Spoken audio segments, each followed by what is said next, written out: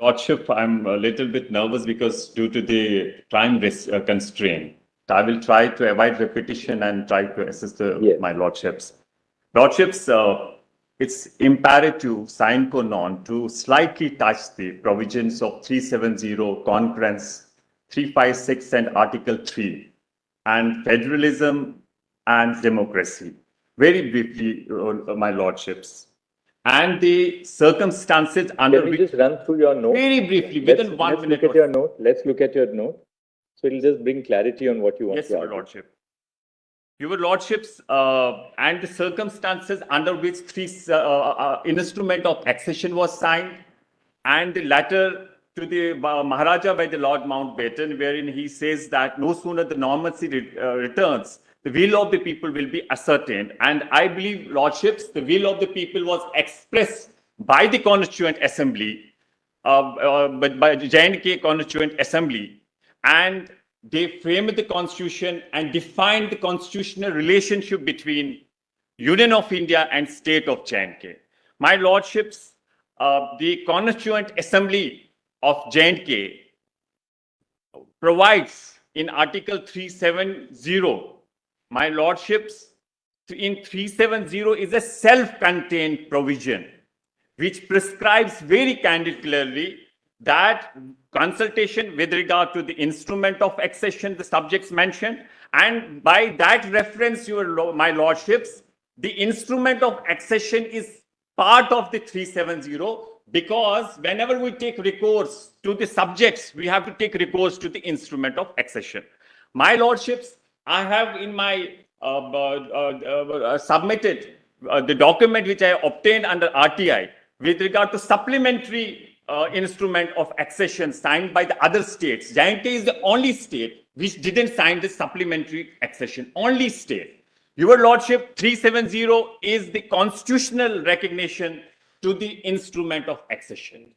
My Lordship, but the manner in which the concurrence, which is very clear, my Lordships, express provision of the law, that concurrence means on the aid and advice of the councils of the ministers. My Lordship, the J&K Constituent Assembly in 1957 conveyed that the 370 will remain in the same form. They didn't recommend its abrogation. In fact, my Lordships, they recommended that it will continue as they pass the resolution. And my Lordships, the Constituent Assembly of the J&K, temporary provision was only because it was left to the discretion of the J&K Constituent Assembly to take the final decision. Now, Lordships, the concurrence by the governor is not permissible under law because, my Lordships, concurrence affects the autonomy of the state.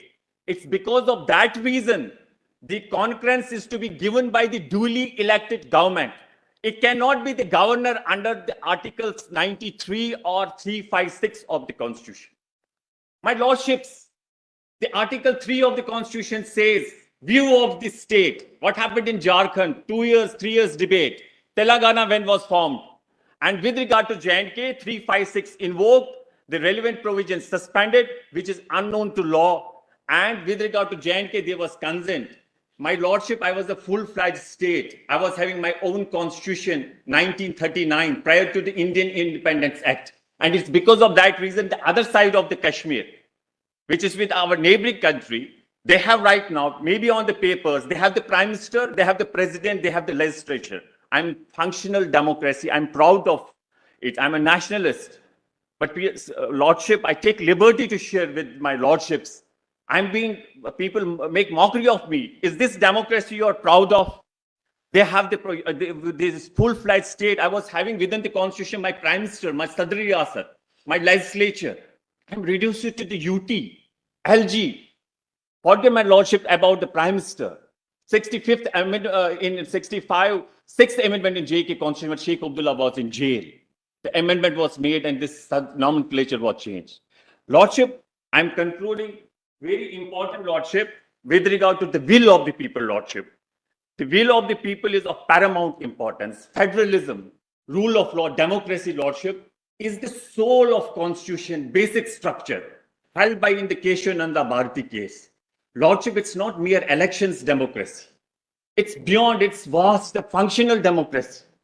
My Lordship, will of the people is of paramount importance. I'm alive of the fact, Lordship, Thank you, Mr. courts Lone. are not to get Thank swayed away. I'm Thank 1 minute only, Lordship. Yes. Courts are not to get swayed away by the emotions, but Lordships, here in this instant case, the will of the people, that is the Constituent Assembly of the J&K, the sentiments, aspirations, the desire of the people is intrinsic to the will of the people. That is to be looked by Lordships right now. Lordships, I am concluding, but this is very important, Lordship. That is the report of state autonomy, which is the will of the people. This autonomy report is by, it's A290, volume 14, Your Lordship, document compilation. The government has set up, Your Lordship, it's very important. What is the page? PDF? Page A290, Lordship. Can somebody give us the... Volume 14, Lordship.